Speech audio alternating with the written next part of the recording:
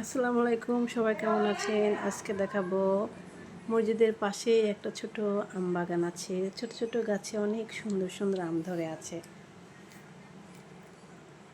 সেটা আজকে আপনাদেরকে দেখাবো।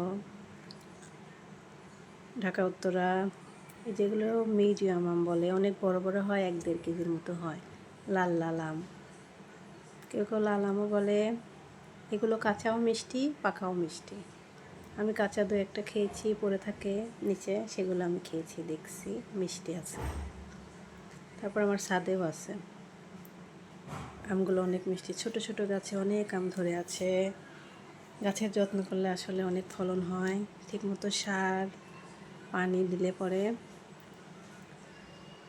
ফলন হয় ভালো। আর আম গাছে মুকুল আসার সাথে সাথে বীজ দিতে হয়, তাহলে ফলন হয় অনেক ভালো, বেশি আম পড়ে না। দেখছেন কত ছোট্ট গাছে কত সুন্দর সুন্দর আম ধরে আছে। এগুলো নতুন এসেছে, নতুন নার্সারিতে পাওয়া যায়। এগুলো আপনারা চাইলে নার্সারি থেকে কিনে বাসায় লাগাতে পারেন। এটা একবারেই ছোট আম গাছ, কিন্তু কত সুন্দর আম ধরে আছে, দেখেই মন ভরে যায়। মনে হয় যে পেরে পেরে খাই, কিন্তু তা তো খাবো না। জোড়ায় জোড়া আম ধরে আছে।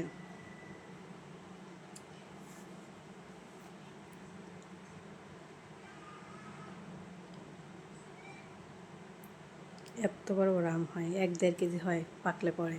বড় হলে যদি থাকে গাছে, তাহলে আপনাদেরকে আমি ভিডিও করে দেখাবো। এখন তো ছোট আছে, সবাই তো খালি ছিঁড়ে ছিঁড়ে খেয়ে ফেলে।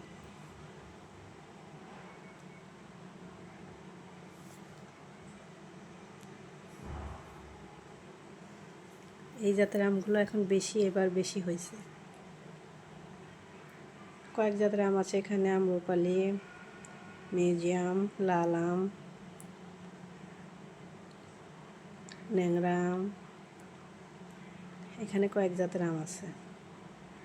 তার ভিতরে এই যে একটা আম পড়ে গেছে।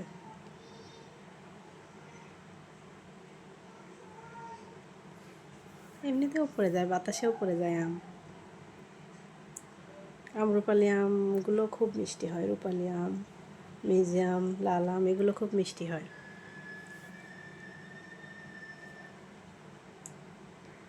1-1.5 কেজি ওজন হয়। কাঁচাও মিষ্টি, পাকাও মিষ্টি আমগুলো। একটা আম পড়ে গেছে, এখন এটা আমি তুলে খাবো। তুলে খেয়ে দেখি যে আসলে অনেক মিষ্টি আমগুলো।